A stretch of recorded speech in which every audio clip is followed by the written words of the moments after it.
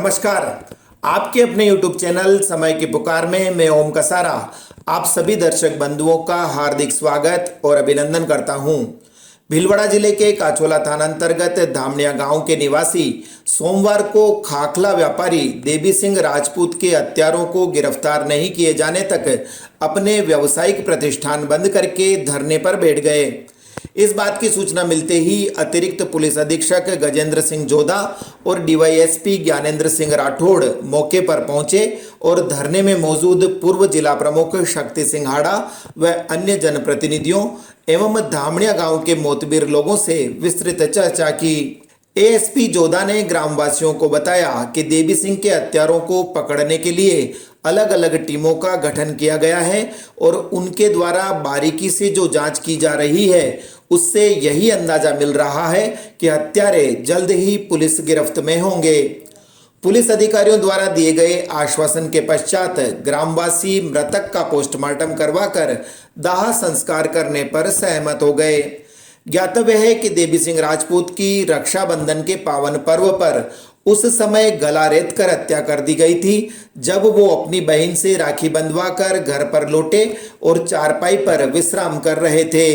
देवी सिंह आसपास के गांवों से खाखला एकत्रित करके उसे जयपुर में बेचने का कार्य करते थे। अब उनके असमय ही संसार छोड़कर चले जाने से परिजनों का रो रो कर बुरा हाल है। बहरहाल काचोला थाना पुलिस उन 3 संदिग्ध मोटरसाइकिल सवारों की सरगर्मी से तलाश कर रही है, जिन्होंने दिन दहाड़े देवी सिंह के घर में घुसकर पहले तो हवाई फायर किया और बाद में धारदार हथियार से गला रेत कर उसकी हत्या कर दी। इस बीच वस्त्र नगरी के युवा पत्रकार और भारतीय जनता पार्टी सहित विभिन्न सामाजिक एवं स्वयंसेवी संगठनों से जुड़े अंकुर बोरदिया को बीजेपी का जिला सह मीडिया प्रभारी नियुक्त किया गया है।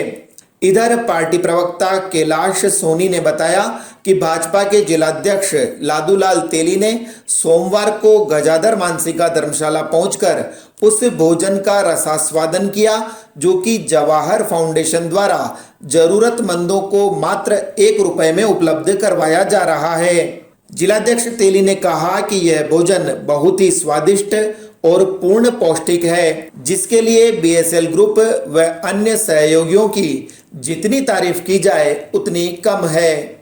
और अब अंत में वस्त्र नगरी के युवा पत्रकार योगेश शर्मा ने नगर परिषद सभापति राकेश पाठक, पार्षद राजेश सिंह सिसोदिया और भाजपा जिलाध्यक्ष लादूलाल तेली से विशेष भेंट वार्ता की है। इस वार्ता में बीजेपी पार्षद राजेश सिंह द्वारा अवैध निर्माण के खिलाफ दिए गए धरने के बाद बनी स्थितियों की समीक्षा करने का प्रयास किया गया है। इस धरने के बारे में लादूलाल तेली का कहना है, सभापति जी ने हमें बताया है कि इस तरह से एक पार्षद द्वारा पार्टी के ही बोर्ड के खिलाफ धरना दिया जाना ठीक नहीं है। वास्तव में ये बहुत गंभीर विषय है और इस विषय को लेकर मैंने विधायक जी से बातचीत की है, सभापति जी से बात की है और उनको भी मैसेज किया है। पार्षद को भी आपको इस तरह से नहीं करना चाहिए और प्रदेश अध्यक्ष जी के भी नेतृत्व में डाला है।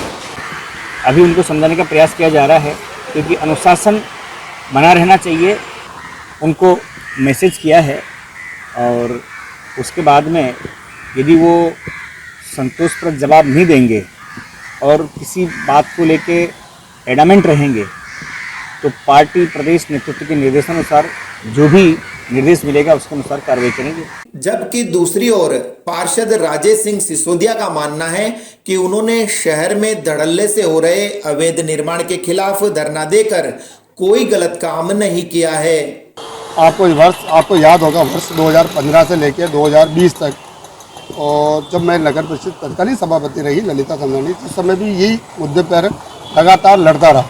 अवैध निर्माण, अवैध कॉम्प्लेक्स को लेके लड़े रही। मुझे तो नहीं लगता कि मैंने किसी का अधिकार का हनन किया है। मैंने ना तो परिषद के खिलाफ बोला हूँ ना बोर्ड के खिलाफ। मैंने लगातार जो लड़ाई लड़ी है, जिस समय मेरे साथ पूरी बीजेपी खड़ी थी और इसलिए मैं लड़ पाया और लास्ट टाइम में तत्कालीन सभापति को प्रस्ताव ला के उसको हटाया गया। आज मुझे समझ के परे है कि मैंने ऐसा क्या गुनाह कर रहा हूँ जो पत्रकारों के माध्यम से मीडिया के माध्यम से मुझे पता लग रहा है कि संगठन को एक पत्र भेज रहे हैं और जिसमें मेरे साथ कार्रवाई कराना चाह रहे हैं। देखते हैं संगठन क्या चिट्ठी देता है, उसका जवाब देंगे। राजेश सिंह सिसोदिया ने इस बात को भी बेबुनियाद बताया कि नगर परिषद सभापति राकेश पाठक की आयुक्त दुर्गा कुमारी से पटरी नहीं बैठ रही है। बनती है तभी तो लगातार टेंडर भी हुए हैं और काम भी हो ही रहे हैं। ऐसा नहीं कि चेयरमैन साहब के रूल के नहीं बन रही है, बन भी रही है, काम भी हो रहे हैं। लेकिन मेरा विषय यह था कि भी मैं उस समय जो लड़ाई लड़ रहा था उसी लड़ाई को कंटिन्यू किया।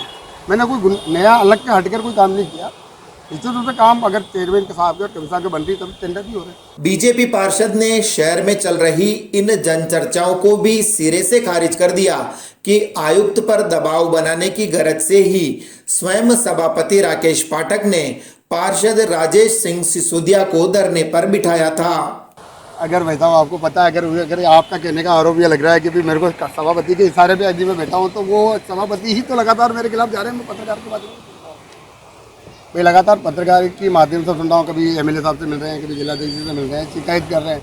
यदि वो बिठाते तो ये सब नहीं होता। उधर चेयरमैन पाठक का दावा है कि उन्होंने अवैध निर्माण करने वालों के खिलाफ पिछले 6 महीनों में ही इतनी ज्यादा कार्रवाई कर दी है जितनी पिछले बोर्ड ने 5 सालों में भी नहीं की थी।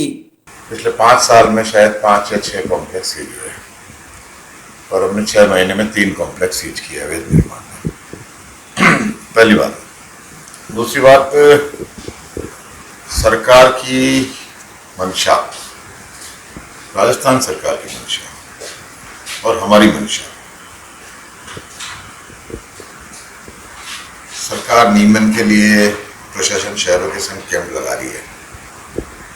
हमेशा मंत्रियों में हमारे भी मैराथन बैठकें हो रही है कि किन किन का नियमन किया जा सकता है अवैध निर्माण का, किन किन को पट्टे दिए जा सकते हैं।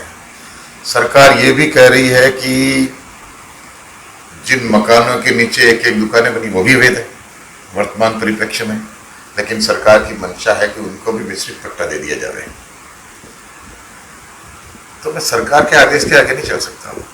सरकार के आदेश आ रहे हैं, प्रशासन शहरों के संग कैंप लग रहा है, किन किन को नियमन किया जा सकता है, किन किन को हटाया जा सकता है, किन किन को तोड़ना है, किन किन को सीज करना है।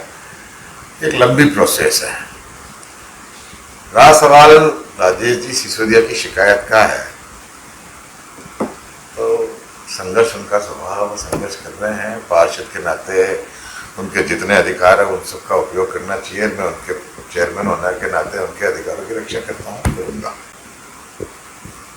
नगर परिषद के राजस्व को नुकसान पहुंचाए बिना, लोगों के रोजगार छिने बिना जितना संभव होगा हम अवैध निर्माण के खिलाफ कार्रवाई करेंगे। 2 बातें महत्वपूर्ण हैं। एक होता अवैध निर्माण, दूसरा होता है अतिक्रमण। अभी हमने हमारा सारा जो हमला है वो अतिक्रमण के खिलाफ लगा रखा है, क्योंकि कैंप आने वाले हैं। कैंप में अतिक्रमियों को पट्टा दे दिया जाएगा तो नगर परिषद को बहुत बड़ा नुकसान होगा। अवैध निर्माण के खिलाफ कार्रवाई करेंगे, हमने कार्रवाई की है और कार्रवाई प्रस्तावित है। शीघ्र ही परिणाम आपको देखने के मिलेंगे। बहरहाल इस मंथन का निष्कर्ष यही निकलता दिखता है कि अवैध निर्माण के खिलाफ धरना देने वाले पार्षद को भाजपा संगठन द्वारा चेतावनी देकर छोड़ दिया जाएगा और जिन लोगों ने शहर में अवैध निर्माण कर लिए हैं उन्हें प्रशासन शहरों के संग अभियान में काफी हद तक राहत प्रदान कर दी जाएगी। तो इस बुलेटिन में आज इतना ही। यदि आपको पसंद आया हो तो इसे लाइक व शेयर अवश्य करें और आपके अपने यूट्यूब चैनल समय की पुकार को सब्सक्राइब करना न भूलें। धन्यवाद। जय हिंद, जय भारत।